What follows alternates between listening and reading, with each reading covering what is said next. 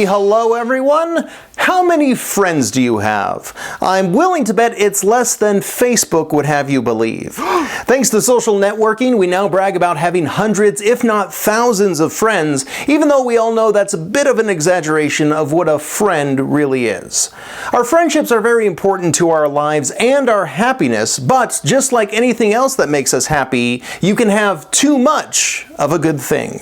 My name is Ryan Wingfield, and my job is to make people happy. After years of doing stand-up comedy, I've devoted an entire year to the study of happiness.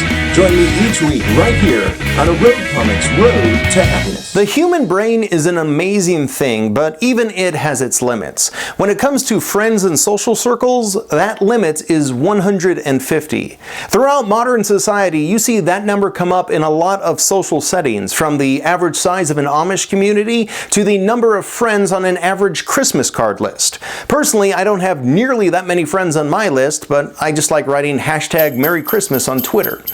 Evolutionary biologists believe that 150 is the maximum number of friends that our brains can keep track of. The reason for this may go back to our early ancestors who lived in small hunter-gatherer tribes of about that size.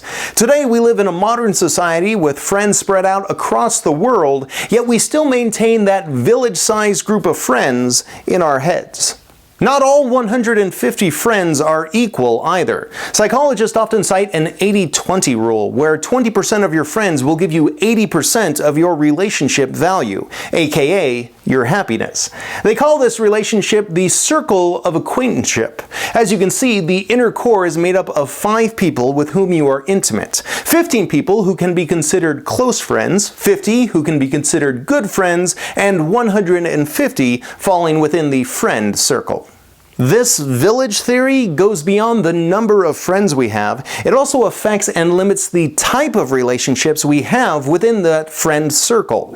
Anthropologists say that a typical person in most societies, including modern ones, will follow a common pattern where they will have 2 vitally important childhood friends, 2 vital adult friends, and 2 advisors, such as a priest or a mentor.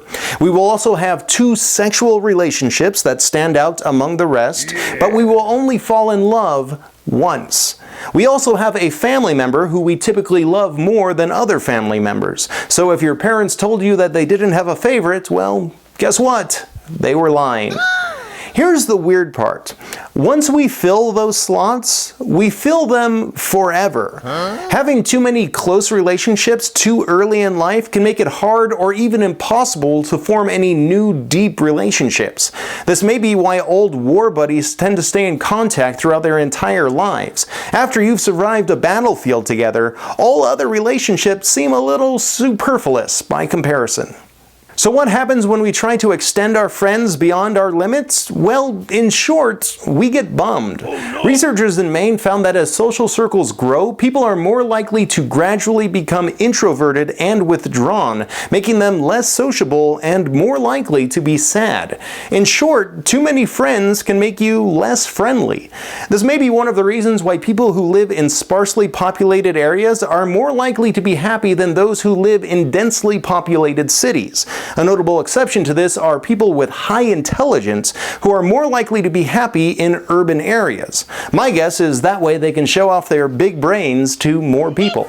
For the rest of us mere mortals, it is important to remember that our brains only have so much love to give. Your closest friends are your best source of a quality relationship. It might do your happiness some good to devote more time to them and less time to following the status updates of thousands of your friends on Facebook.